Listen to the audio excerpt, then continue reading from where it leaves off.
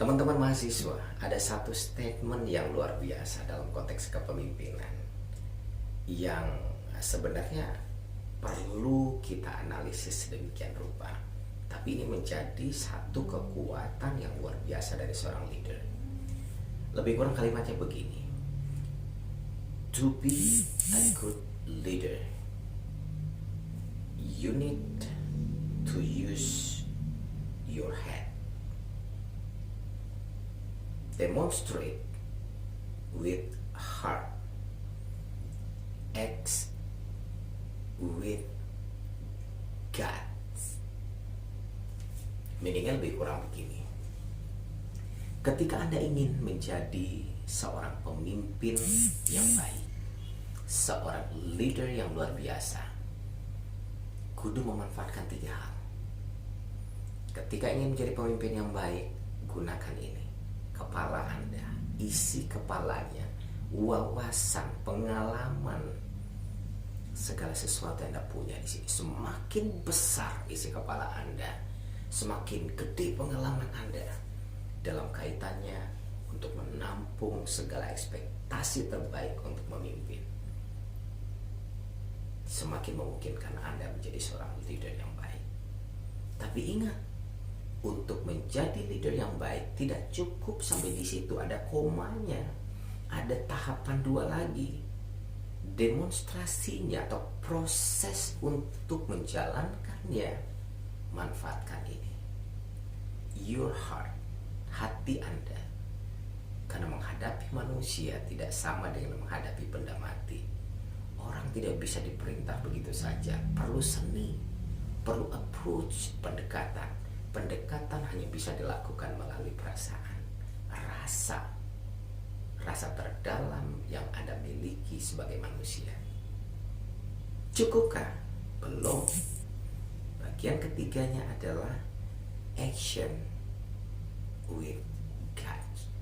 Maka lakukan semuanya. Persoalan kepemimpinan itu, proses kepemimpinan setelah menggunakan ini, memainkan peran ini, laksanakan dengan berani, dengan keberanian yang Anda punya. Artinya ini dan ini, head and your heart, menjadi tidak memberikan makna apa-apa ketika Anda tidak berani melaksanakannya. Sederhana, tapi bukan satu hal yang mudah untuk dilakukan. Baik, teman-teman mahasiswa, statement ini bisa Anda analogikan lebih luas, lebih panjang. Tapi sebenarnya apa yang akan kita bahas hari ini ada kaitannya, mau tidak mau punya kaitan yang sangat luar biasa dengan topik yang kita bahas hari ini, yaitu tentang motivasi dalam kepemimpinan. Artinya proses memimpin, seberapapun hebat Anda, perlu kemampuan kita memotivasi, meyakinkan, menarik energi orang lain agar mau melakukan, sehingga semua orang mau terlibat, mau melakukan, mau menunjukkan loyalitas terbaiknya. Dan ingat, ada beberapa ciri dari anggota, dari orang-orang yang kita pimpin. Kalau ingin melihat orang yang termotivasi atau tidak dengan kepemimpinan kita, antara lain apa?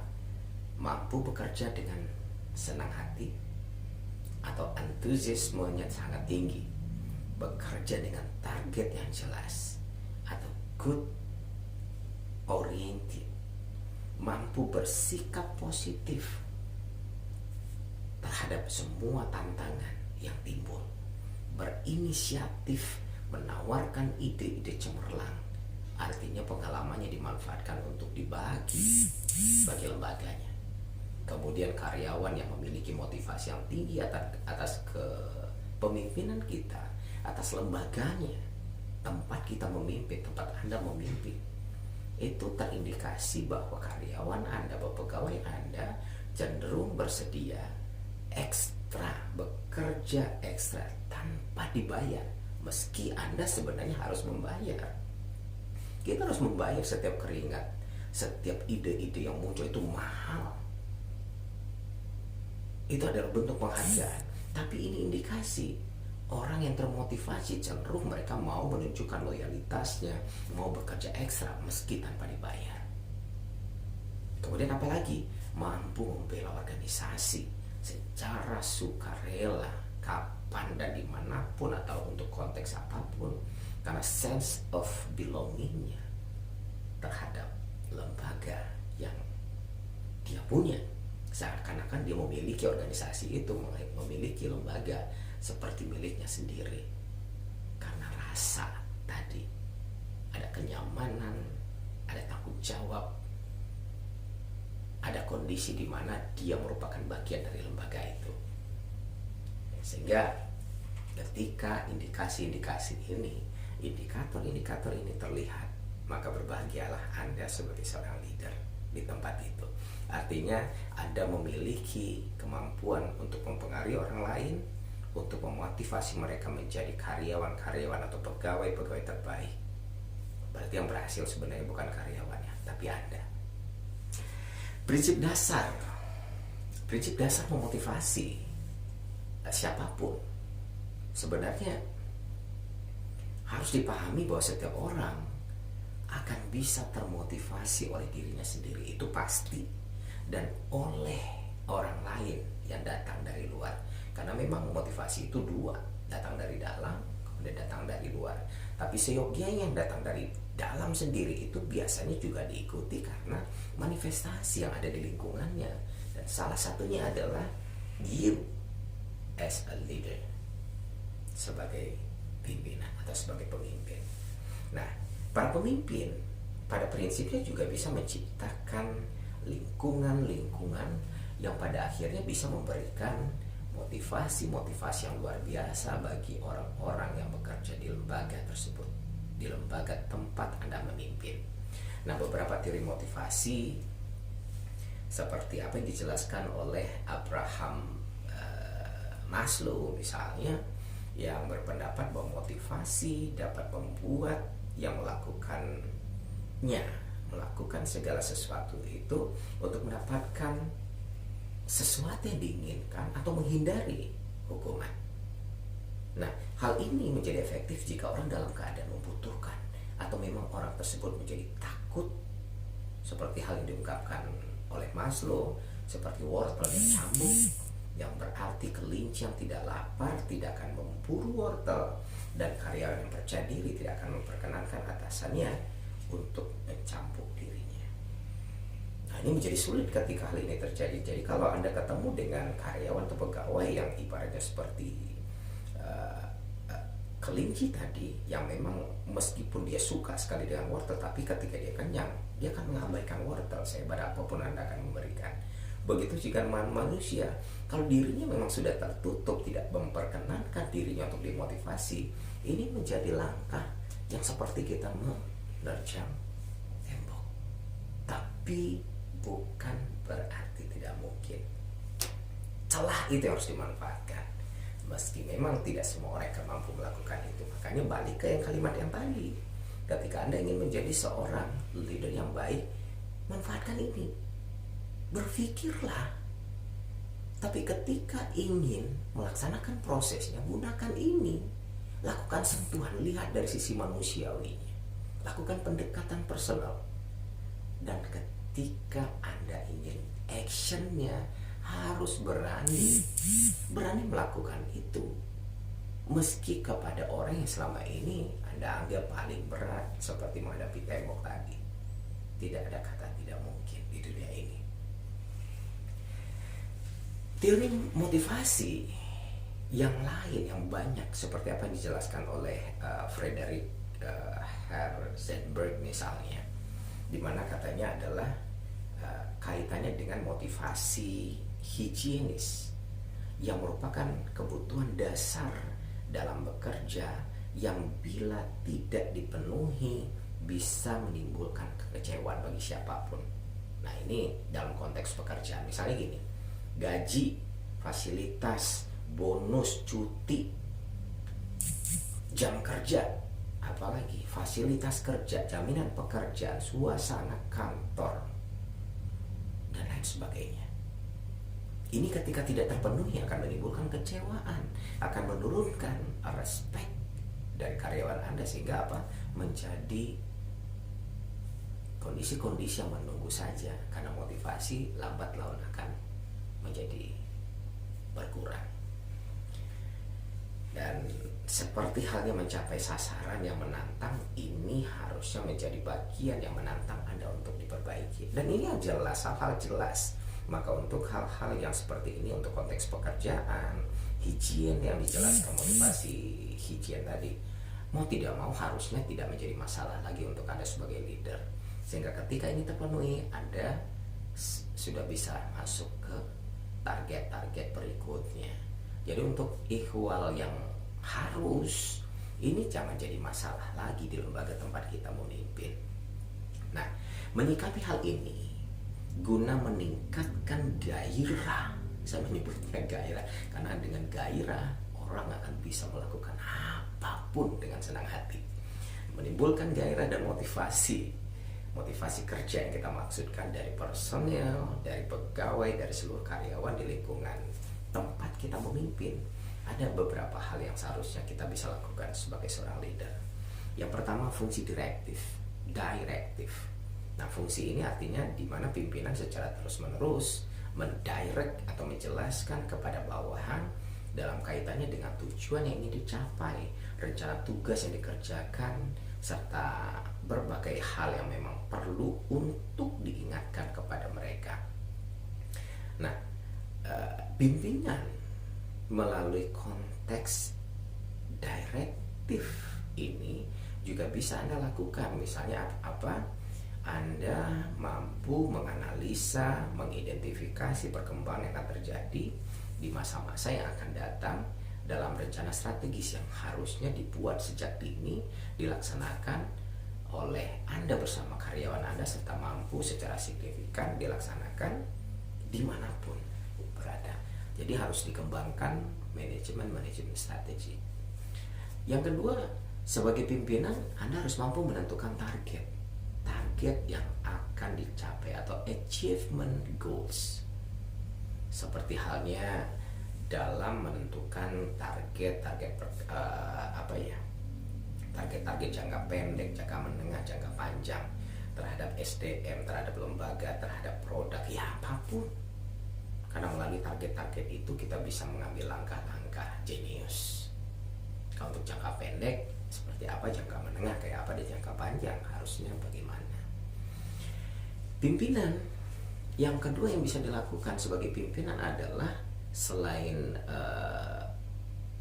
persoalan fungsi direktif, ada supportive leader namanya. Sebagai pimpinan Anda atau siapapun Anda harus mampu menunjukkan sikap peduli. Nah, ini yang kedua tadi, tidak cukup dengan kepala, tapi melalui ini approach, pendekatan, rasa, kepedulian. Nah, masuk dalam kategori ini. Maka disebut sebagai supportive leader. Menunjukkan sikap peduli kepada karyawan Anda, kepada bawahan Anda melalui berbagai macam cara. Di antaranya apa? Misalnya pimpinan mampu bersikap adil. Jadi tidak membeda-bedakan setiap orang hanya faktor kedekatan emosional.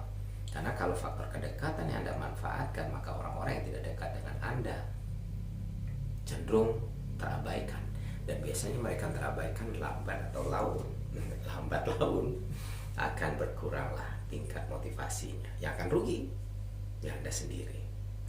Nah, yang kedua, guna membangun suasana kerja yang kondusif, yang positif, atau yang baiklah, maka Anda perlu membangun hubungan sinergis dengan bawahan. Ya, artinya apa? Anda harus mampu melaksanakan yang namanya home visit secara terjadwal guna mengetahui secara detail perilaku organisasi atau orang-orang yang terlibat dalam organisasi Anda, tentang keberadaan mereka, keberadaan keluarga mereka. Ini adalah personal approach. Jadi yang namanya visit home ini adalah personal approach yang Anda bisa manfaatkan sehingga memunculkan rasa kedekatan emosional antara Anda dengan orang-orang yang Anda pimpin. Dan yang ketiga adalah participative leader. Artinya sebagai pemimpin, sebagai leader, Anda dapat berkonsultasi dengan para karyawan Anda, dengan pegawai Anda atau bawahan Anda, dan menanggapi berbagai macam saran, kritik, masukan yang mereka sampaikan sebelum mengeluarkan sebuah kebijakan. Artinya ya perlu menunjukkan partisipatif leader. Artinya adalah membawa mereka dalam konteks konsultasi sehingga setiap orang yang ada di situ merasa dihitung, merasa dihargai, merasa diberikan makna dan arti. Teman-teman mahasiswa, pelan-pelan kita akan coba lihat yang keempat, achievement oriented leader. Nah, pimpinan pada saat ini, pada konteks ini harus mampu menyiapkan berbagai macam target, nama juga achievement oriented. Ada orientasi terhadap kaitannya dengan target-target rencana yang ingin dicapai atau yang akan dicapai, kemudian mendorong bawahan untuk mau terlibat dan bertindak dengan performa kerja yang tinggi. Apa yang bisa dilakukan melalui apa? Pertanyaan ini menjadi sangat berat ketika dikaji. Misalnya gini, pimpinan seharusnya dalam konteks ini ketika ingin membangun achievement oriented leader, secara langsung Anda harus mampu menilai berbagai macam produk yang dihasilkan, termasuk laporan-laporan kegiatan atau program-program yang dibuat dalam setiap divisi oleh anggota Anda.